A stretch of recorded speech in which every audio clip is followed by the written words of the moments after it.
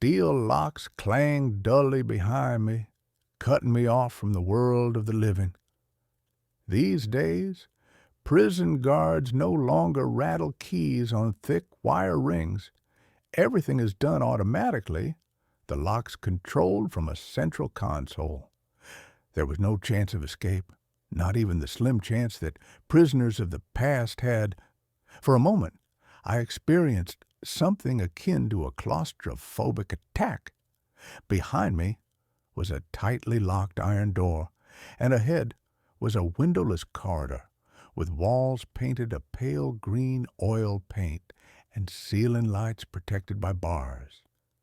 Yes, even the lights were locked here. Right now they burned steadily, but I knew there were moments when they dimmed or began to flicker. That meant another inhabitant of this place was leaving it. Leaving in practically the only way provided. Alas, there was no turning back. The guard looked at me expectantly, without malice, but also without any sympathy, and I obediently walked forward, deeper into the death row cell. The guard stopped at a gray, unnumbered door and swiped his card at the reader. I knew it wouldn't work in the wrong hands. Some kind of biometric scan. The lock clicked, but the guard didn't rush to open the door. Instead, he decided to remind me of the rules again. He's chained. The furniture is bolted to the floor. However, be careful. Don't give in to provocations, don't approach him, and don't hand him anything where he could grab you. Don't lean toward him if, for example, he offers to whisper something in your ear. He'll only bite you in like that. Don't forget who he is. I've thoroughly studied the case file, I replied, exhausted by this third such briefing. I have no doubt. The jailer's voice now betrayed a hint of hostility. But you might think that if you're on his side, he's on yours. And that's a grave mistake. I understood the reason for his irritation, but I didn't remind him again that I was doing my duty just as he was doing his, and personal sympathies had nothing to do with it. If anything happens, call for help immediately, the guard concluded, without waiting for my reaction. I'll be outside. Then he opened the door, and I entered. The small room was divided in two by a metal table. The man in the orange jumpsuit, sitting on the other side of the table, was indeed chained to the armrests of the chair. His left hand with a simple handcuff, his right with a longer chain, allowing him to grab something from the table if it was close enough. I couldn't see his ankles, but I had no doubt they were also shackled. If it weren't for all these accessories, his appearance would have been completely ordinary. He looked to be in his early 50s. He was actually 48. Balding, graying, an unremarkable face. Faces like these are a nightmare for police officers because no witness can describe them clearly. Drooping lips, faded eyes under sagging eyelids. Well, that's usually the case. No maniac looks like a maniac. Otherwise, they wouldn't be so hard to catch. And even after all the charges are proven, neighbors, colleagues, even family members can't believe it. What are you talking about, such a decent man? Maybe a little unsociable, but yet it was this middle-aged man, with the appearance of a tired accountant from a third-rate firm, who was dubbed Jack is Back by journalists. Ironically, when he was finally caught, his last name was Jackson. Son of Jack, literally. However, in reality, he had virtually nothing in common with the Victorian serial killer except extreme cruelty. Jackson didn't kill prostitutes. Sexual motives were completely absent from his actions, as was any motive for retribution for sins. His victims were exclusively respectable people. Gender and age were irrelevant to him. Incidentally, he wasn't unsociable. On the contrary, he readily made acquaintances, easily ingratiated himself, giving the impression of a sweet and harmless, if somewhat sad man. And then, before he could be stopped, he managed to kill 28 people. He literally gutted them alive. Sometimes entire families. Everyone was particularly shocked by the case in Philadelphia where he murdered a husband, wife, the husband's elderly parents who had come to visit their son, and 3 children, a boy aged 8 and girls aged 5 and 3. The public was in an uproar demanding the police find the killer, and not just find him, but finish the bastard off before some lawyer rats get him off the hook. Yes, people in my profession are often accused of immorality. They say we're willing to shield anyone for money. I can't say these accusations are entirely unfounded, although, in my opinion, basic fairness requires that if there's a prosecution, there's a defense, and we have our own professional ethics. But then, we're human beings too, not just professionals. No one in my law firm wanted to take on this case, and not because, at least not only because they didn't promise any fees, Jackson himself didn't hire a lawyer, and not even because the case seemed completely hopeless. The evidence was more than convincing. The police had committed no violations that could be found fault with, and Jackson himself had pleaded guilty to all the charges. But the main thing was that no one really wanted to save someone from that kind of electric chair. Yes, there are murderers, even multiple murderers, who deserve leniency, but this was clearly not one of them. And then the chief dumped the case on me, as the youngest. He said, "This is your chance to prove yourself. And if nothing comes of it, well, no one expects any miracles from a recent intern." No, of course, I didn't feel any sympathy for such a client either. But after all, work is work. "Hello, Mr. Jackson," I smiled professionally, taking my laptop out of my briefcase and opening it on my side of the desk. "I'm your lawyer. My name is Mike." "I declined a lawyer," Jackson interrupted dully. "Besides, the verdict has already been rendered." "What more do you want from me?" "You probably aren't aware, but state law has recently changed," I explained, still in the same confident tone. "From now on, a lawyer is required in death penalty cases. And since the law only applies retroactively to cases that worsen the convicted person's situation, your case is subject to review." "So you think this will improve my situation?" he chuckled. "Frankly, your situation is quite serious," I stated, nonetheless exuding confidence. "All the evidence is against you, and we don't have a single lead that would allow—" "I did kill all those people," he interrupted again. "And if there's a new trial, I'll repeat my confession there. So maybe we shouldn't go through all this hassle?" "In a democracy, a confession isn't proof of guilt," I reminded him. "Who knows what circumstances could have forced you?" "Are you hard of hearing, or don't you understand English? No one forced me, tortured me, or threatened me. I killed 28 people completely, knowingly, and voluntarily. And I confessed just as voluntarily after my arrest." "But not before," I pointed out. "If you, as you said, didn't want to hide what you did, why didn't you confess?" "Because I wanted to keep killing," he replied simply. "Ugh." "Oh well, that's my job."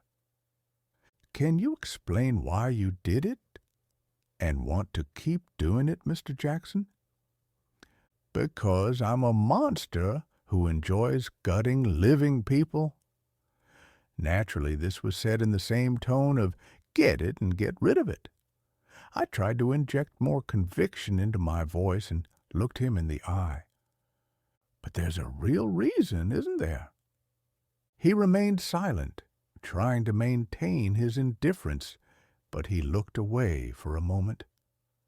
You can tell me this alone, I pressed. If you want, it'll stay between us. He remained silent, and when I was sure there would be no answer, he suddenly muttered, You won't understand, or you'll think I'm crazy. The examination has declared you completely sane, I reminded him. That's wonderful. But since we're talking about it, well, yes, that's our only lead. You see, I've studied your biography. It was perfectly ordinary until you were in an accident 3 years ago. A severe traumatic brain injury, clinical death. You were in that state for almost 11 minutes. It's believed that irreversible damage to the brain occurs after 6. But that's, of course, an average. Individual variability. One way or another, the doctors brought you back from the brink. Then came several months of rehabilitation, tests, CT scans, all that jazz. In the end, you were declared fully recovered, physically and mentally healthy, and then a week later, they started killing you. You see, those doctors also declared me sane. Doctors can make mistakes, too. No, I'm not saying you're crazy, Mr. Jackson, but for us, the most important thing isn't whether you're actually crazy, but what the court will think about it. Do you understand? Such a severe head injury usually doesn't go unnoticed, and we have every reason to demand a new examination. And then, no, I'm not saying you should fake it. Just maybe be more open with the doctors than before. Talk more about your secret fears and fantasies. And why? He chuckled. To avoid the electric chair? If you like, yes. I think I allowed myself a hint of irritation. It's bad, unprofessional. You need to take better care of yourself. And if I don't like it? So you want to be executed? I do. So you do regret what you did? Does your conscience bother you? I did what I had to do. And if I regret anything, it's that I accomplished so little. So, it seems the psychiatrists really did miss the obvious. Duty, mission. The voices in my head told me. There are countless cases in criminal practice where a murderer feigned insanity to escape punishment. But here, it seems, the situation is the exact opposite. A psychopath feigning and successful sanity out of a desire to be executed. I've never heard of anything like that. How did he deceive the doctors? Well, it's understandable. Forensic psychiatrists are also accustomed to dealing with the opposite situation. And if this is indeed the case, then it not only gives me a chance to win a hopeless case, but also transforms me from a man dutifully defending a complete degenerate into the savior of a patient who, of course, is not to blame for his illness. Could you explain exactly what your duty was, Mr. Jackson? And who imposed it on you? But he again chose to withdraw, like a mollusk on the seabed, touched by a hand. What's the point of all this talk? I already told you I don't need your help. If the law requires you to complete any formalities in my defense, do them, but without me. Yes, of course. I pretended to close my laptop and leave. It's less work for me, and if my client insists, I'll do it. It's just, I was thinking, not even as a lawyer, but as a person, They're executing you. By the way, it's a pretty nasty procedure. Officially, death in the electric chair is considered immediate, but that's far, far from always the case. Sometimes the current has to be administered a second and even a third time. Skin bursts and smokes, eyes literally pop out of their sockets, a brutal spasm breaks bones. I know, if you're trying to scare me. No, no, I just want you to have a clear idea of what awaits you. But let's say none of this bothers you. However, you know something very important, don't you? And your secret will die with you. Isn't that a shame? Tell me, too, that if I explain everything to you, you'll continue my work. He chuckled. No, of course not. I wouldn't tell you that. And rightly so, I wouldn't have believed it anyway. However, this secret really should be known to everyone, but there's no point in trying to explain it. No one will believe it, not even because they can't. They won't want to. Well, you can try, right? Tell at least me. Maybe I won't believe it, but in any case, what do you have to lose? He opened his mouth, then closed it again. He paused. Then suddenly, he made up his mind. Do you believe in ghosts? He asked, looking off to the side. Of course not. I'm not a superstitious idiot. But out loud, of course, I said something else. Well, there are many unknown things in the world. I don't rule out the possibility of their existence. What about you? Do you believe in them? No. He stunned me, and then he added, You can only believe in what you don't know. And I saw them and communicated with them. Moreover, I was one of them. So. The diagnosis is confirmed.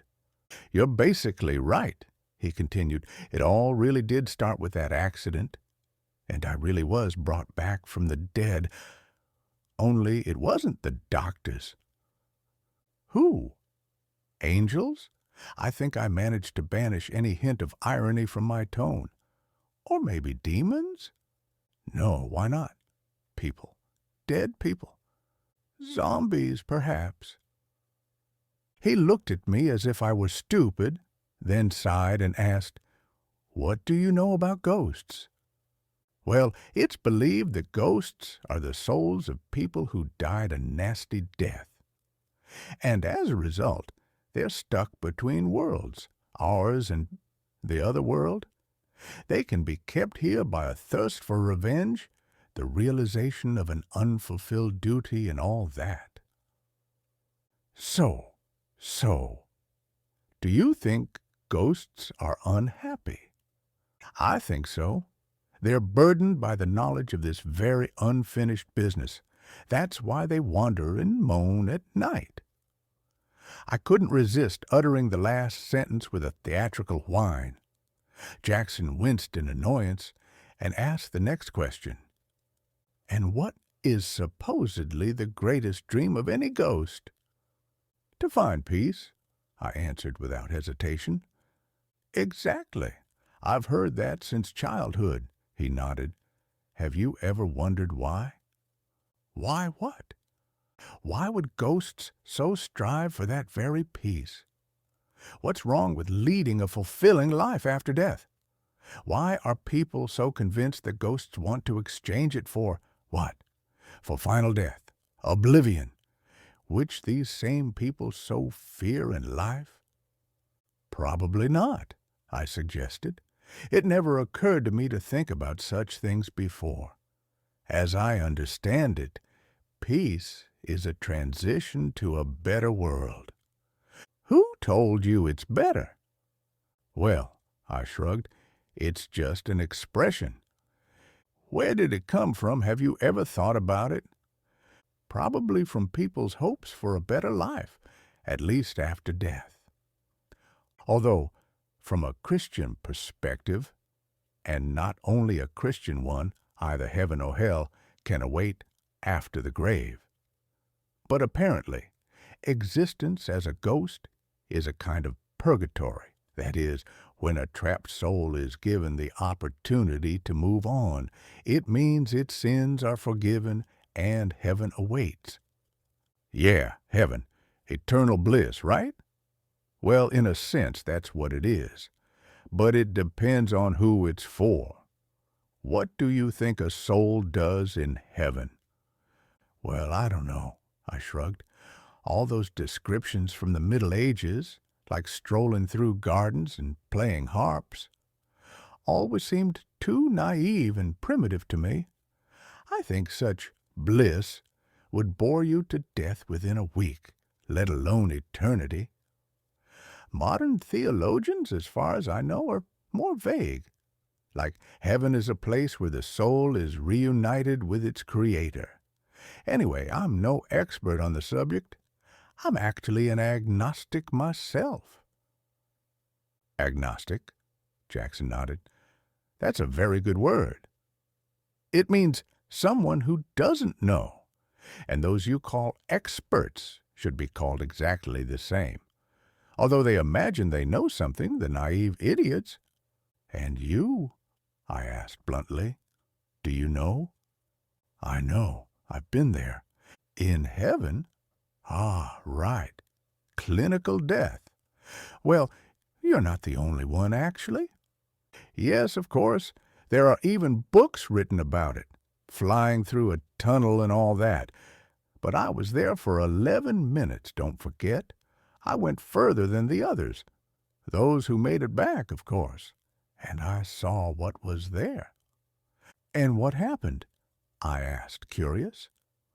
I saw Jackson's face, which, according to the press, had remained impassive when he told the police about the brutal murders he'd committed and listened to his own death sentence. Suddenly distort and turn pale, even gray, in an instant.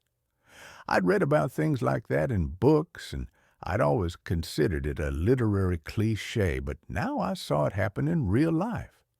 And it wasn't just the kind of horror that can't be simulated, that can only be born from the memory of actual events. And what kind of events must those events be if just the memory of them turns a face into the terrifying mask of a dead man? No, in that grimace one could also read an irresistible disgust that rose like a lump in the throat. "He's there!" Jackson said hoarsely. "Who?" "God." I didn't understand. However, the expression on my vis-a-vis face suggested the opposite. The devil? Call him what you will. Jackson's previous grumpy tone returned. He's led you to believe there are two of them, that all dualistic religions rely on that, luring in more and more miserable idiots. But in reality, he is one, the creator, the maker. He, or rather it, the soul must return to its creator, right? But why do you all think this is done for your own bliss? Jackson was almost shouting now. That he's even interested in anyone's bliss but his own? And the main thing is, it's all on the surface.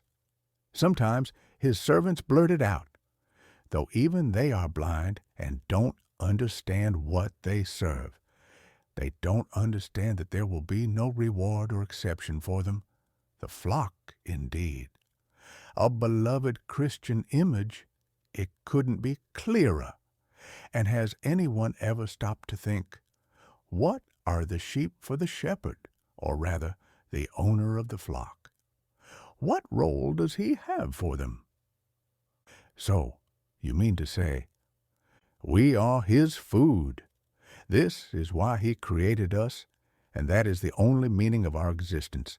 And sinners, righteous people, believers, unbelievers, it all means nothing. They are empty labels we indulge in our stalls. In reality, who cares about the beliefs of the food? Well, that's certainly an interesting hypothesis, I drawled. That's not a hypothesis, idiot, Jackson barked, his chains clanking. I saw it with my own eyes, or what I had instead of eyes. There. The tunnel really does exist, and I flew almost to the end of it. But do you know what it really is? What? It's a throat. He sat silently for a moment, staring at the smooth surface of the table in front of him. Then he spoke again. In fact, our fate is even more terrible than that of sheep. For he devours not our bodies alive, but our souls. Or rather, not even that. The soul is immortal. They didn't lie to us about that either. And it, feeds not on the soul itself, but on its suffering, on the horror and despair it produces in the process of digestion, eternal digestion. Jackson paused again. I've seen it. Where the throat leads, in the womb. There, a kind of twisted brown space, all composed of some kind of torn, dirty, shaggy web. And people hang in it, millions, billions of people. Can you imagine the old, sucked-out corpses of flies, the victims of a common spider? It looks like it from a distance, but up close it looks much worse. They hang there, half-digested, dried out, tatters of flesh hanging from their bones. Many are already missing limbs or have gnawed stumps and stumps sticking out. Of course, these aren't real bodily bones and flesh. It's just how our consciousness perceives the mutilated soul. But ultimately, if that's how we perceive it, then what difference does it make what the true nature is? And they scream. They all scream forever. So, is it half-digested or eternal? If half, then there must come a point when it's completely. Not necessarily. Do you know what an asymptote is? Something from mathematics, I think. Well, yes, a state one can approach endlessly but never reach. It's the same here. Some core of the soul still remains. That core that's capable of experiencing horror and pain. And how did you manage to get out of there? Naturally, I rushed back when I saw all this, like billions before me. But usually, people who fall so deep can never return. Even if doctors manage to revive their body, their soul remains there. And then another comatose vegetable ends up in the hospital bed. But I was very lucky. There were people nearby who helped me. Who? You said something about ghosts. You see, it's also true. Those who die a nasty death are stuck between worlds. They don't just fall down the drain. I don't know why. And they don't know either. Perhaps, from his point of view, they are something like unripe or, on the contrary, spoiled fruit. Or perhaps the suffering they experienced in life reduces their productivity after death, so to speak, in which case it's like a squeezed lemon. But suicide, for some reason, doesn't work. That's where the legends diverge, though few are capable of ending their own lives in such a painful manner. Most ghosts, of course, prefer to stay close to our world, although they are practically powerless in it. Disembodied spirits and nothing more, almost incapable of interacting with the living or with material objects. The vast majority of stories that claim the opposite are, after all, just fairy tales. But they still have the opportunity to contemplate, travel, and communicate with each other. Quite a feat, especially considering the alternative. But there are also those who climb into the gullet. Not out of curiosity. There's nothing curious there. They're simply trying to save at least one of those fallen in.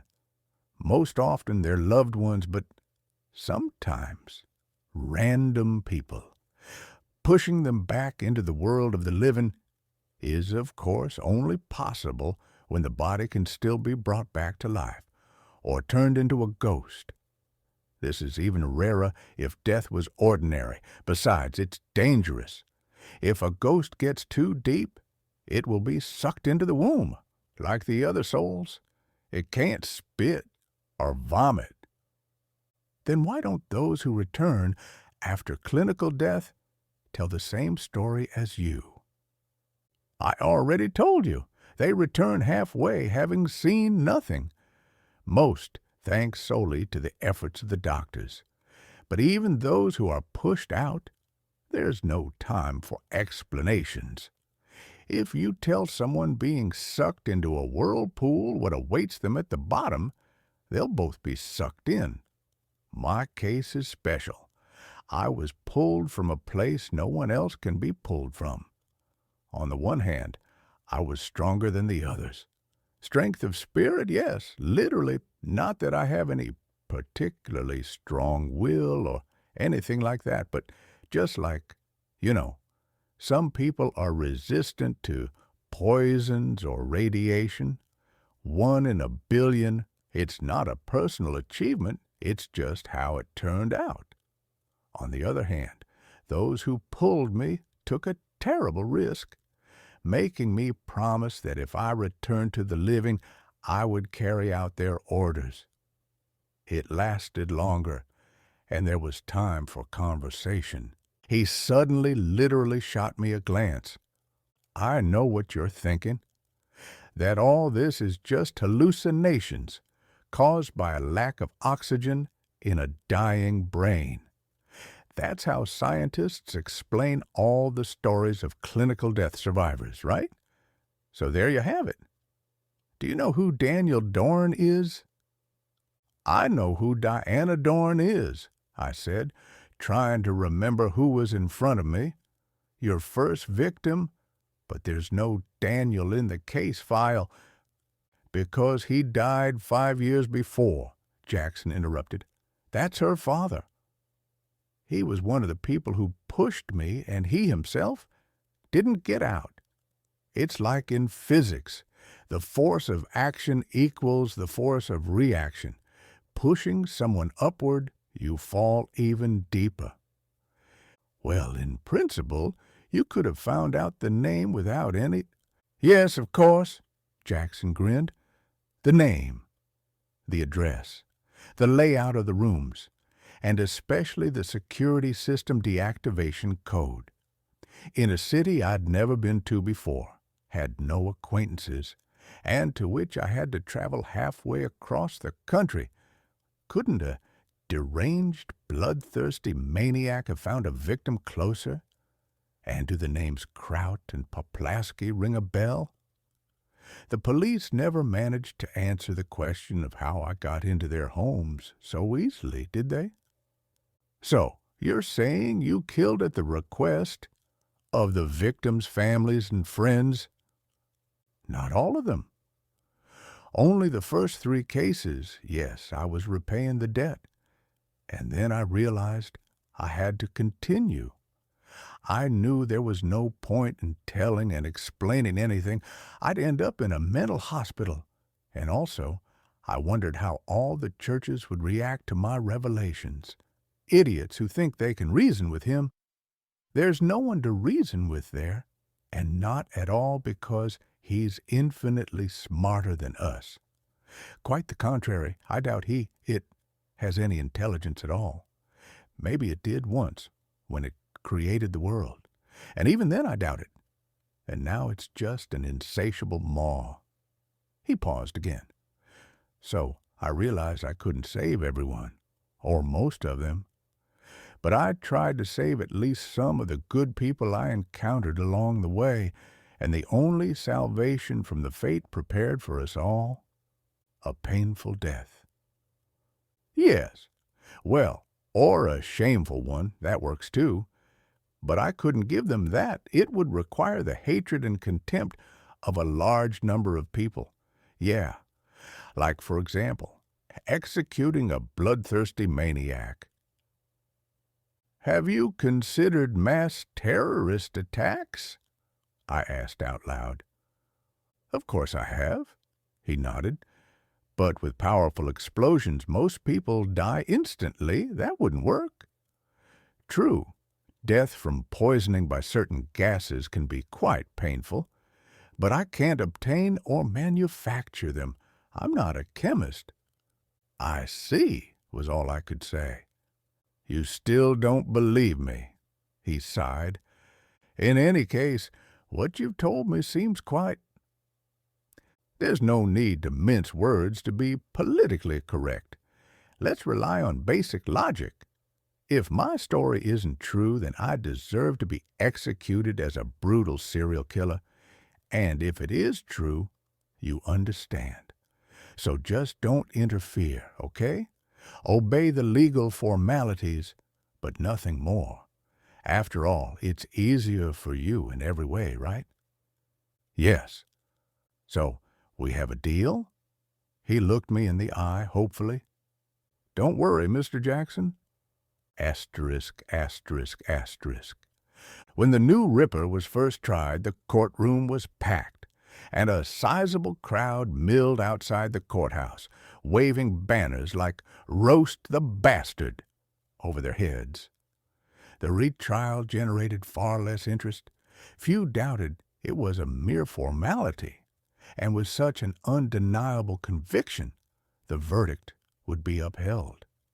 Even most of the victims' relatives, excluding those called as prosecution witnesses, chose not to attend, apparently finding it too much of an ordeal to go through again, although I have no doubt they were planning to attend the execution. The hearing rolled along like clockwork toward its inevitable conclusion. Evidence, transcripts, testimony. Does the defense have any questions for the witness? No, Your Honor. Call the next one. What questions could there be to indisputably established facts?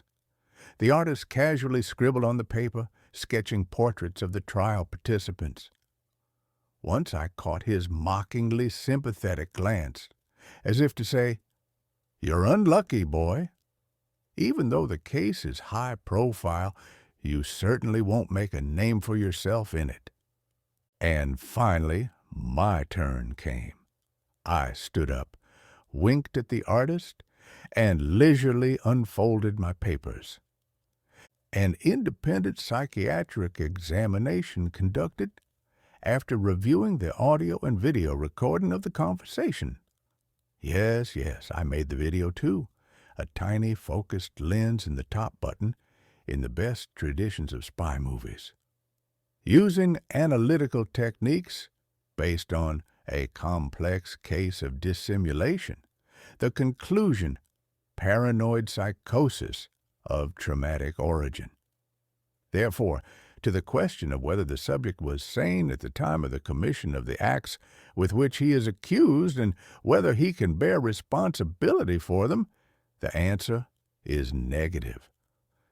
There's a commotion in the courtroom. Jackson stares at me, wide-eyed.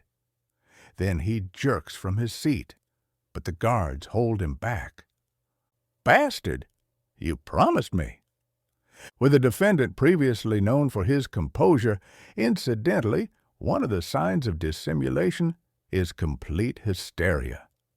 I smile indulgently at the judge, an unofficial but quite revealing confirmation of the expert's conclusion. The prosecution half-heartedly requests another expert opinion. The judge refuses. Oh, yes, of course. Experts can be wrong, too, although the report I presented is adorned with rather authoritative signatures. But any doubt is interpreted in favor of the accused, especially when it's not a matter of faking it to save one's life, but of dissimulating it with the goal of sending oneself to the electric chair. Here, the pathology is obvious even without arcane medical jargon. The verdict. Everyone rises. Not guilty on all counts due to insanity and sent for compulsory psychiatric treatment. Scoundrel! It's not Jackson shouting anymore. It's the woman in the black headscarf, the mother of one of the victims. but she's addressing me, not the killer. She believes I saved her child's tormentor from the punishment he deserved, although in reality, a lifelong mental hospital stay isn't such a great blessing either, and Jackson will probably end up there for life. With his successful dissimulation, no one will believe him anymore. I think another 30 years at least. These institutions offer excellent care and very careful supervision. They certainly won't let him die prematurely. They try to calm the woman down, then lead her out of the room. I can understand her feelings, but I'm just doing my duty, right? The artist keeps his eyes on me, his pencil flying rapidly across the paper. I'm sure the television crew is already waiting outside the door. Asterisk, asterisk, asterisk. Straight from the crime scene. A police department spokesman just confirmed that the body found belongs to Mike Goldman, a young but already renowned defense attorney who, in particular, achieved acquittal in the case of serial killer Jackson, also known as Returning Jack. This story sparked controversy, not only because so many in our society long to see Jackson executed in the electric chair, but also because Goldman secured acquittal by recording and releasing a confidential conversation against his client's wishes. However, his actions were deemed legal, as they were carried out in the interests of his client, who was ultimately declared incompetent. Police have no official suspects in this brutal murder, but the leading theory is likely to be revenge by friends or relatives of one of Jackson's victims. It's known that some of them have allowed themselves to be quite harsh. Bob, they're taking you away now. Film it. Get away from the stretcher. The people have the right. Officer! That's it, let's go. Vultures! Great. You managed to get a close-up of his face. Oh, what's the point? They won't let us air it anyway. For ethical reasons, they say, politically correct jerks, it's impossible to work. Come on, show me what you got. Turn the screen toward me. There's a glare. What's wrong? No, that's all true. But have you ever seen such a satisfied smile on the face of a corpse with 15 stab wounds?